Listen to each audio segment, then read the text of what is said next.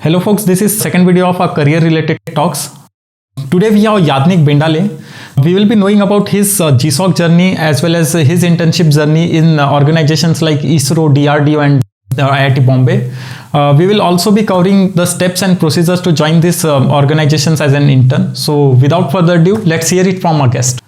So basically I know you from last couple of years and I guess we have connected via LinkedIn, and when you were in initial phase of your GSoC, at that time I was exploring embedded, and I am kind of a junior to you, and I got some great suggestion back then and which stays with me till date, and I'm looking forward for many more in future. So it was a great meet back then, and I was requesting you for the podcast thing. You finally agreed for doing this. So we will be talking about your embedded journey. We will be covering your GSoC, DRDO, ISRO and recent IIT Bombay journey. So before that, could you please introduce yourself, like what you do, what is educational background, and what are the areas you are interested in? So hi guys, my name is Yadnik Bendale and I graduated this year in 2022 from GSoC College of Engineering, Mumbai. I'm currently working as a project associate at IIT Bombay, and my areas of interest mostly include embedded systems and Internet of Things.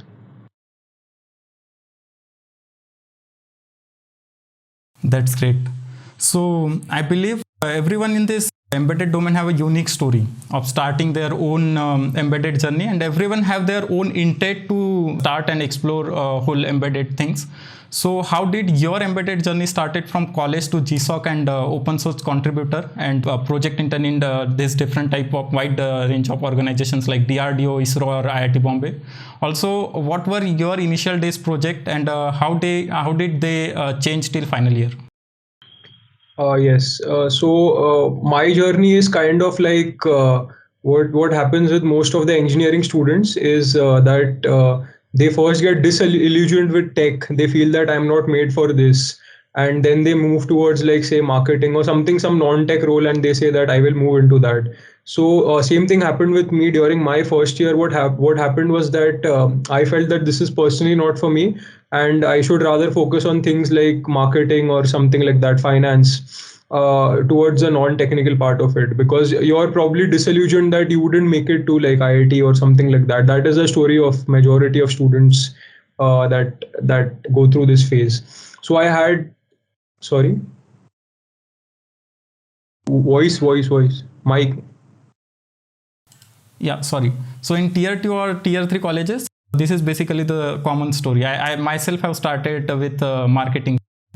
So yeah, this is the same situation everywhere. Everybody goes through that phase, and then you get disillusioned, and then you go into this. So what happened with me is that I too went for an internship in a marketing sorry, तुझं हे काय admitting or something. Okay, it's fine. Yeah, so what happened is that the same thing happened with me, but I was very enthusiastic to work in companies and all. So I went and worked in the marketing department of a company. They were mostly into digital marketing and providing marketing services. They also have their own products. So what happened is that they used to have this robotic process automation and all these things that they used to do towards the tech. But I came to know that most of the stuff that they did was outsourced. They were heavily dependent on other companies. And when, say, there was some delay from the company that they were dependent upon, it did affect their business significantly. So during my first year, so when I did this, I was around 18 years old. And at that time in my first year, I felt that any business, however good it is, there will be some kind of hindrance, or the business may get affected if the tech is just not right. And personally for me, I believe in building things, creating things. So I felt that I should explore more towards tech. It'll like and that is where, like, I started moving towards that direction. This experience led me into that. And then eventually, then I moved on to doing like some basic projects in embedded systems and all. And then basically I started off with like Arduino and all, like what generally most people do. Later on, I got exposed in my college to a couple of good seniors And then I joined two teams in my college, so DJS Kronos and DJS Arya. So one we are into Baha SAE, and the other one we compete in a competition called CanSat, which is done by NASA, Goddard, and Lockheed Martin. So I got into that, and then that is what shaped me and motivated me to get more into embedded systems. So I definitely had that calling, like I thought that I should get into tech, but what actually channelized it was these teams, which I joined again in my end of my first year, second year. And then eventually, firstly, just to start off, like I had done some basic stuff in embedded, like some basic projects on Uno. And then when I got in, then I got exposed to like some advanced things, like say in my Baha team, there were validations that we used to do for the car. So then interfacing various sensors, taking real-time data. Although there also we use like say Arduinos or STM blue pills, but then yeah, that got me into it. Same thing in the other team, Arya. So there I got exposed to a microcontroller called Teensy, which was relatively more what do you say, advanced compared to Arduino. So then yeah, that is what led to my journey later on. Since I told you my seniors and all, they guided me a little bit. So then I started taking part in competitions like Hackster, in on websites like Hackster. I got more involved into Hacker Day, Element 14. And like and most of the people, they feel that to get into this, they don't have the hardware that is needed, or like it's pretty expensive. But Hackster actually will give you their hardware. You have to apply for it. And basically, yeah, I used to take part in competition. So then this is where I got like a couple of my hardware by Nordic Semiconductors. Then I competed in competitions, and that is how my journey began. Okay, that's great. Like we will be talking about your GSoC journey. There are plenty of articles and roadmaps out there which talks about the GSoC. Almost all content creator out there have created at least one or two single content related to it. But I want to know the real roadmap looks like. Which reference should you suggest to refer? What's the basic thing you should keep in mind while planning or preparing for GSoC, and what mistakes people make commonly? What was your approach while preparing and planning back then? So please give this answer like briefly. Sure, yeah. So same thing. Like even I was pretty clueless when I decided to do this in my towards the end of my third year. So what happened is that I also didn't have any idea, and plus the thing that we are into is embedded system, so that even fewer organizations. So one thing I could actually make out is that even when I started off and all, is that first you have to select the organization that you actually want to work for, like what actually resonates with your story, what the projects that they do you really like them? Just don't do it ki like I want to do GSoC and then okay, I'll go anywhere, I just want to do it. So yeah, so the organization should like resonate with you, the project should be good enough, and you should have the skill set required to go and do these projects. So yeah, so then I researched more, and then I came to know that there are two or three organizations in this domain. One of them where I did do my Google Summer of Code was BeagleBoard. So I did it with BeagleBoard directly under the founder of BeagleBoard, Jason Kreidner. And yeah, so how I started was that what Google Summer of Code is all about, open source. So you go and you basically make a good pull request in say some repository by talking on their official channels. So every organization will have a different channel. Like somebody may be using a Slack, somebody may be using Discord. So you have to go and research about that, which you will get on the Google Summer of Code website. And one very handy thing that I can tell you is that if say you are feeling clueless or you are feeling that you've met a dead end, you can actually reach up to someone on LinkedIn who has done GSoC in that organization, because that person would be knowing more in detail as compared to like say what is on the net or anything, because that will be very generic. That person would be knowing very specific stuff about that organization, or what they look for, how like what is the DNA that they look for in people, what kind of background they look for. Yeah, so reach out to people, more people you reach out on LinkedIn, and don't be shy. Even if like he's in the same domain but other organization or something, keep asking, but just make sure that your messages are well structured. You write what you want, just don't put a hi and then leave it and then think that he will come back and he will tell me his entire story, because that is what generally happens. Like you will get just a hi, and then like you don't know how to go about it. Yeah, so that is what I would like to say and about my journey. Yeah. Would you like to add some articles or references like which mostly helped in your this journey?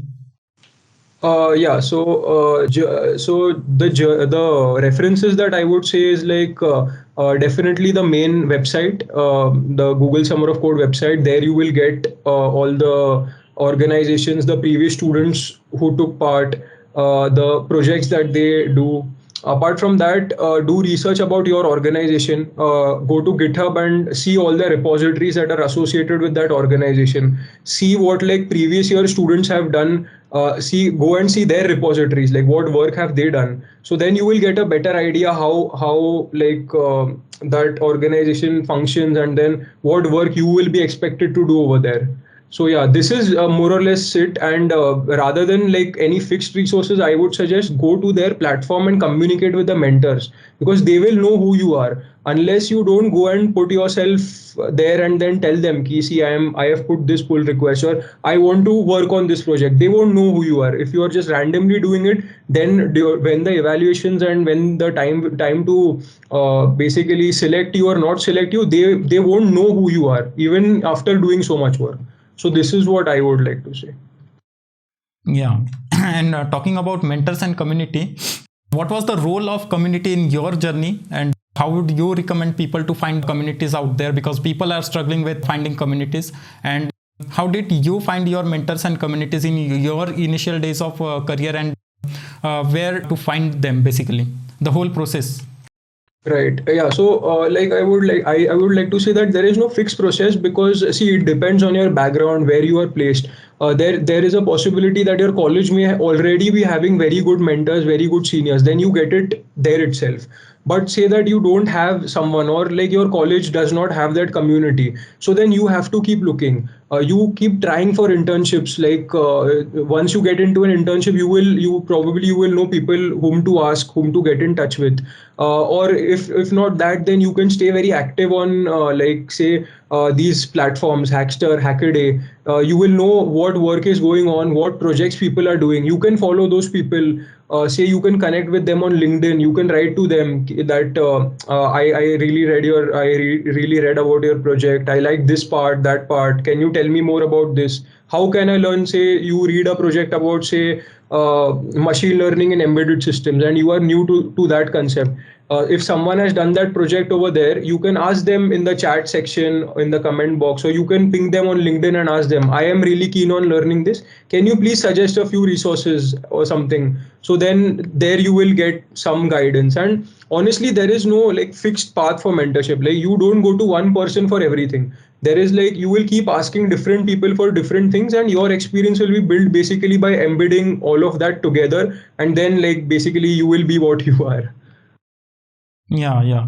So I have these common questions like, what will be your advice for the first year or second year student who have recently joined college and exploring to like towards GSoC, cracking GSoC, because they have plenty of time and in their hand. And so which tech or languages would you suggest to start with, and what will be your suggestions for the third year or final year students who are planning for the GSoC? Right. So first and second year students, what I would say is that first of all, to get familiar with one language, to get like good in one language, then say, I mean, really introspecting what you want to do. Say you want to get into embedded systems, so then choose that path. But like say learn some language. I would suggest C, and then move on to like some object oriented programming language like C++ or Java. But then I would say that first you see what the domain that you want to get into, what intrigues you. Say from a pure selection point of view, I would say like web development, mobile development. What from my experience, what I have seen, these are like the requirements are they're pretty robust. Like you can get into more or less all of the organizations if you have these skills. So if a first or second year is seeing this and they don't know what to do, I would say like go towards like this if you don't know. But if you are actually keen on doing that, then first learn basic the language, a basic language, and then go deeper into your subject matter. Say you want to get into embedded systems or Internet of Things, then you learn how to like interface sensors with a microcontroller, and say different architectures, learn about all that. So then introspect, then see where you want to get into, which organization intrigues you, and then do that. For third and fourth year students, I feel that again, they by third or fourth year you actually know what you are like, where you want to go, what is your calling. So then eventually you can plan out that, and what do you say, also evaluate your application. Like say you are applying to two organizations, so evaluate your profile first. It should not be that your one of the uh, organization that you are applying to has a very high threshold. Like say that what do you say, you are applying to TensorFlow, and you know that you are not good enough for TensorFlow, yet you are going behind that because ego. Yeah, you feel I should go to TensorFlow. I really like the work that they're doing. So evaluate your profile. That am I good enough? And if I am, then go ahead, because see, there is no certainty in most of it. Yeah, competition is huge here. Back to your BeagleBoard story, I believe there are very less hardware companies for GSoC, and BeagleBoard is one of them. So, what was your motivation and intent back then towards the BeagleBoard as an organization and GSoC? Yeah, so basically, my journey started when in my say towards like the beginning of my third year, I started doing some work with BeagleBone Black. So this got me very intrigued, and plus the most intriguing part about this is that this is open source hardware, and the advantage is that it is like highly configurable, and it has several applications that are used in the industry. So BeagleBone is, I think, more widely used in some parts of the industry. Like I had read that they're doing some work with the International Space Station and all. So that part they're working with NASA or something. So it's pretty robust. And then so in industries, it is more of that. For hobbies projects or something like rapid prototyping, Raspberry Pi is more. So yeah, so that is where I started working on this, and I actually didn't know that they offer students such opportunities and all. But then I read a lot about it, and then I came to know that they do offer. So I was pretty much sure that I want to do it with BeagleBoard. Then I got in touch with a couple of people on LinkedIn.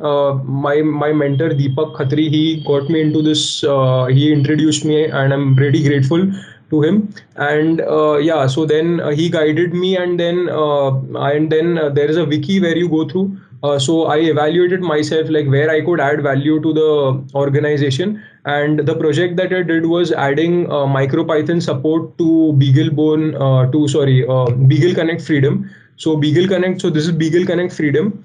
This is an IIoT device, Industrial Internet of Things. So what you do is that you can directly add microbus clipboards to it. So basically, so say if you want to take some Kind of a hack. data, yeah, Yeah, kind of it's kind of. you directly have to do this, and on one board you will get two clipboard support. So yeah, so I worked on this. So the motive of this was to add MicroPython to it. So because MicroPython will actually enable more people to use it and make it more accessible to say beginners or people who don't have much knowledge, because there are a lot of resources to go through for MicroPython, and it is relatively easier to write, even though it requires a lot more resources on board, like the RAM and like but it's relatively easier to write. So yeah, so the process was porting it on this. So we went to the Zephyr port. So there were two things to do: either go for a direct port or a Zephyr RTOS port. So we went via the Zephyr RTOS port, because of which say this we can use via Zephyr RTOS port. But other boards that do not have official MicroPython support, but have a Zephyr Zephyr RTOS support, can actually take that route and also have the MicroPython support. So yeah, that was more or less about BeagleBoard. Oh, that's great. So, talking about internships, I believe these government organizations follow some path to get into. So talking about internship, what's the flow or process to get into these organizations? Basically, I want to know the whole roadmap. What was your approach for getting in, and what steps you followed? Where to find the correct way or method to get into these organizations, and people still stuck with the formats of LOR or SOP, statement of purpose. So where would you suggest to refer those? Right. So I tried into three organizations basically. Two I could get in, DRDO and ISRO. BARC I couldn't. So I tried in three, Bhabha Atomic Research Center, DRDO and ISRO. So what happened with me in Bhabha Atomic Research Center is that I did submit my applications, but then I got a reply from the HR saying that due to COVID, there was a lot of uncertainty, so we are not taking any interns. So yeah. So, but what I would like to tell students is that to just refer what is on their official website. So basically, most of the organizations will have like work with us, some section like work with us or opportunities where you will find the internship uh, tab separately in that. So then you can go there and then you can navigate your way through, and there will be proper instructions that before what date you should submit the application, what should the application consist of. So if you're probably there writing mark sheets and you are confused like what mark sheets do they want, previous semester or all, so send all, because there is nothing to lose on your side. So that is what I used to do. And basically with these government organizations is that you have to be pretty what do you say, you have to keep applying to them, because see the rejection rate is very high and there is no fixed process of getting into them.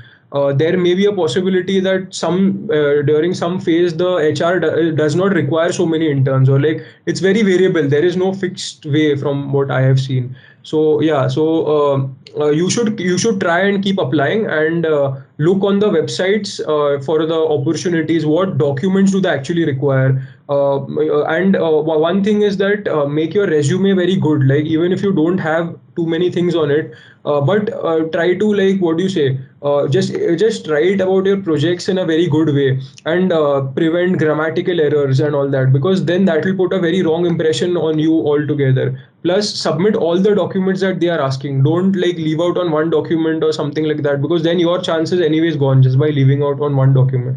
So yeah, more or less follow all the rules and whatever documents they asked for, and keep applying. Like don't be stuck on that. Okay, I want to get into this organization and only in this lab. So then I will keep trying there. Like be open and apply to, like say if ISRO has like 10 labs, and you can apply to like say six or seven, three or four like they won't be taking like internship requests or something. You're not in your field or something. So if six or seven are there, apply in all of those six or seven. Don't be stuck. I want this lab only. So that is what I would like to say. Okay. Um, I have a like personal question regarding this. Like we need to apply like for every lab. So do we need a permission letter for each individual lab, or we can collectively collect a single letter from college and it will work for each lab? For the permission thing, I'm asking. You require an individual letter, because I will tell you how it is in the NOC. There is the address of that lab. So that lab will be individual, right? You will take a copy and then that copy will be stamped and signed by like the respective authority of your college. So different NOC or whatever for each organization. Okay, great. So, how was your experience in these three different firms, and what were your major learnings, like tech and other stuff? Yeah, right. So three major, you mean which three? Mike. ISRO, DRDO, and IIT Bombay. Okay. DRDO, I worked in MEMS. So MEMS are like micro electromechanical systems. So I worked in micro electromechanical systems, mostly towards inertial sensors, say inertial measurement units, accelerometers, gyroscopes. So basically, when you look at an accelerometer, it has some kind of a, you can say, a moving structure, a cantilever structure, or something inside that, which is then connected to a readout IC or a ASIC, which will do, say, capacitance to voltage conversion, or some form to another into voltage that we can read. So that was towards more towards the inertial part. So the that part was in micro electromechanical systems. ISRO was more towards high frequency circuits. So what happens in high frequency circuits is that there are issues of signal integrity on the say the PCB, or like the different levels of say circuits. So what happens is that there is signal integrity issues, there will be crosstalk, there will be jitter, there will be timing delays. So basically we have to optimize this. There is no you have to come to a sweet spot, because what will happen is that if you take extreme measures to reduce one, say some other factor may pop up and may increase even more. So you have to bring everything to a sweet spot. So that was more towards optimization of these systems. And IIT Bombay is more towards, like, you can say, a conjunction of all of them. So I'm working on systems level. So yeah, so it involves like interfacing different sensors, then performing real world tests. So say I am using a sensor, but I also have to verify that the specs that are given by in the data sheet by the manufacturer, how accurate are they? Like what they are claiming are very ideal specs according to the conditions that I am going to use my device in. What say noise parameters or other parameters that my device is going to encounter, what changes I am facing in my outputs in my sensors. So I have to do all of that. Then yeah, so basically I work on sensors, embedded systems, and even like the PCB, the optimization part. So I design PCBs and all. So it's like a conjunction of the two internships that I did earlier currently. Great. Yeah. And it's a personal question. What is your way of learning? Like, do you start learning different techs and hardware architectures from scratch, or learn and grow around the project? So what's your strategy? All right. So mostly I choose the visual form of learning. So say I have been told to learn some abstract thing, say photonics or something like that. So what I will do is that first thing I will go to is I will go to YouTube and I will type like whatever I want to learn. I will watch some 5 6 good videos from like reputed sources, and then like those from those videos I will first get a gist of what this is. What like classification can I do? Like any say any subtopics under that I can read. So then I will go to some good reference book and then read the first 1 or 2 chapters of that book, and then I will get a gist that okay, this is what is in this domain and all.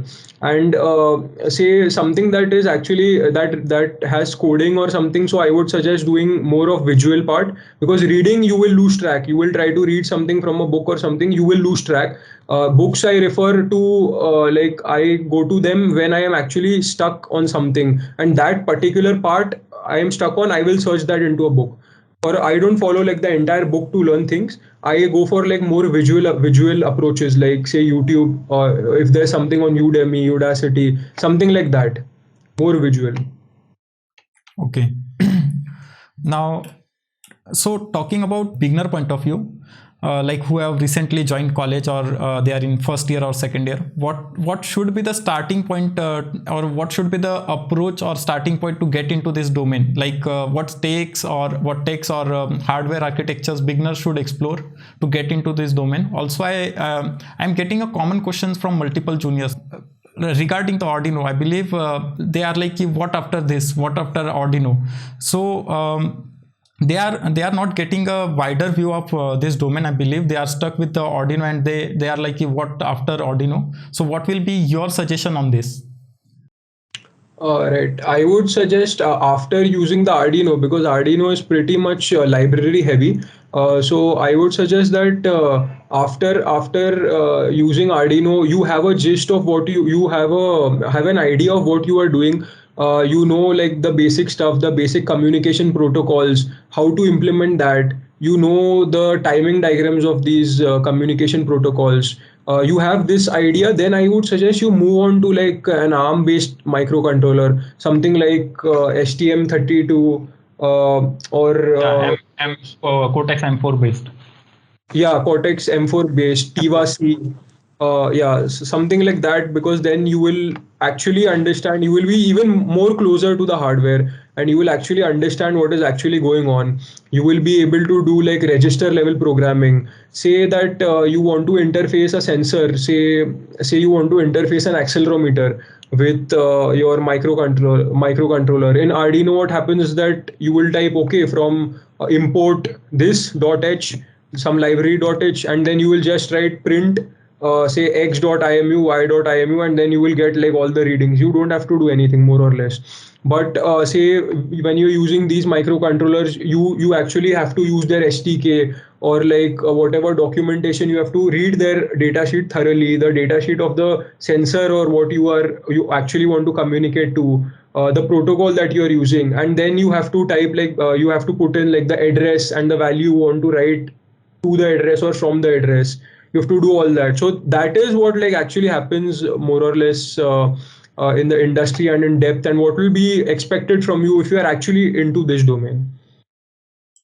Yeah, that's a great takeaway, I believe. Yeah, talking about embedded journey, like as an embedded engineer, I believe we multiple times get stuck with the hardware failure. Like either we connect some VCC or VCC GND jumpers here and there, and get stuck with the other hardware issues as well. So, what were your hardware problems faced during the whole journey? Oh yeah, multiple problems actually. So the thing with our domain is that there is no Stack Overflow for us. Like there is like, but very vague. If you say you are not getting something, you are having some issue, you actually have to go to their forum. Say I'm using Raspberry Pi Pico, I have to go to Raspberry Pi Pico's forum, and then I have to ask them that I'm facing this issue. And the thing with our domain is that there is no definite answer in coding. Like there is okay, in that in any code that you're writing, okay, you can say that this was written wrongly, so you can do this. But hardware is very subjective. Say you are using some sensor, and you had to power it with 5 volts, and all the time you are powering it with 3.3 volts, and you are not getting the output. So nobody can come and help you. You have to sit and scratch your own head, and then you have to debug on your own. So that happens a lot. So what used to happen with me is that recently what happened with me is that I ordered an IMU, an inertial measurement unit. So there are different packages of the ICs that you order. So this was a surface mount IC. It was a land grade array package.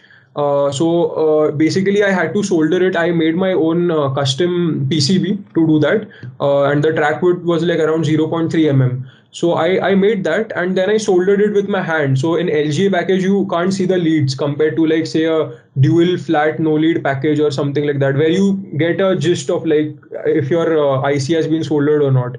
So yeah, so I soldered it, and then I connected it. I wanted to like read some data from that, but the microcontroller was simply not able to communicate with it. So then I had to sit and debug. I had to connect logic analyzers to it, and like do a lot of stuff. I had to write to the who am I register. So like sensors generally have this who am I register that will return a fixed value. So I had to write to that, and there was honestly no progress. I wrote on all the forums what is happening, what is not happening, and like the most probable outcome was that I haven't soldered it properly or like something like that. So then I have had to keep it aside, and then I had to move on to some other hardware. Yeah, this keeps on happening. Yeah, that same story with me as well. The other day I was trying to work with some octocoupler with the 3.3 volt, but like it was assuming it as a GND itself. It was not assuming it as a high. So yeah, same kind of experience. So what technologies you believe will lead future in semiconductor or electronics domain? On the system, I can tell you more towards the systems level, because most of my experience I've done on systems level. Say on the chip level is like I feel probably on a very broad scale I would feel towards like say semiconductor manufacturing. Like that is a hot topic of now, because most of the countries want to get independent with that, because it is a very infrastructure heavy domain. So say semiconductor manufacturing or something like that on the chip level. And but on the systems level, probably what I feel is that since the processing power of microcontrollers is increasing, following like the Moore's law, there is a higher possibility of deploying machine learning on these microcontrollers. Say something like what if you look at companies like Edge Impulse, what they're doing. Arduino Nano 33 BLE Sense is a microcontroller by Arduino, and like that is pretty widely used for doing these applications. So like basically the conjunction of artificial intelligence and Internet of Things could like be a good way that could shape a number of industries and revolutionize things. Plus like saving power, right? Because these devices, some devices have to be deployed in far off places which do not have a fixed supply of power, or say even the batteries won't last long. So to make them more power efficient, so how would you optimize the power in these systems that you are using with the different components? So basically that domain as well, I feel will have a lot of boom in the coming future. Yeah, great. You totally gave a wide view of idea with different domains. So what tech skills companies out there are looking when it comes to hiring any freshers in today's time in embedded domain, and what advice would you give to students who are willing to start career in embedded domain?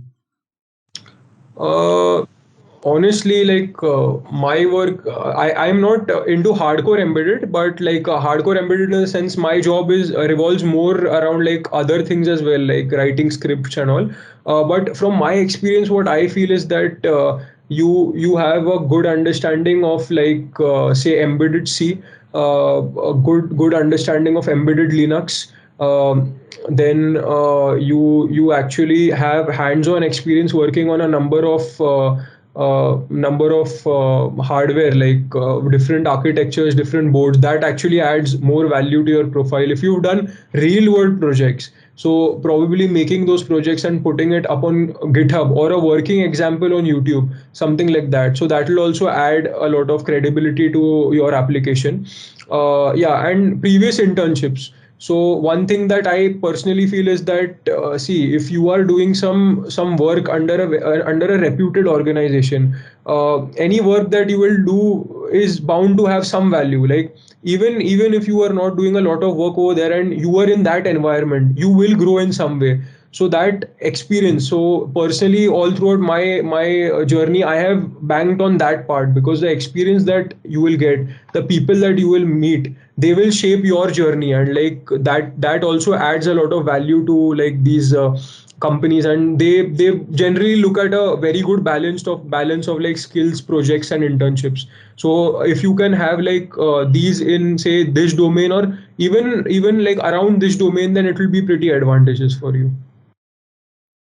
Yeah, that's great, Yadnik. Thank you, Yadnik, for doing this. I believe many freshers and beginners out there must have got a great takeaway, and I hope people will now have a wider perspective on different topics we have covered in this video. It was great talking to you. I will add all references or links you mentioned in the video. Thank you for joining me. Thanks, Saurabh, for having me. Thanks, you took a lot of effort for this. Like, I would love to share like anything else in the future or anything like that. I would also love to guide people, because the thing is that there is very less information, and the thing is that it is very scattered. Plus, most of the students believe that like I am not good enough or something like that.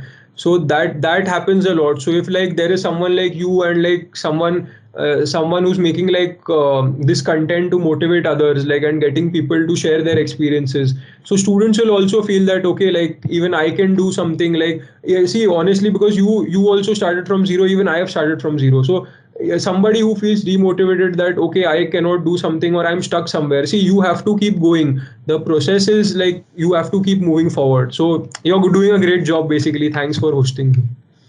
Yeah, thank you. And we will do another podcast in future as well. We will add couple of people, and we will do a new podcast. So और इसी बात पर कर दो यार थोड़ा like and share जो करना होता है यूट्यूब पर. On that note I am gonna see you in the next one. Bye bye.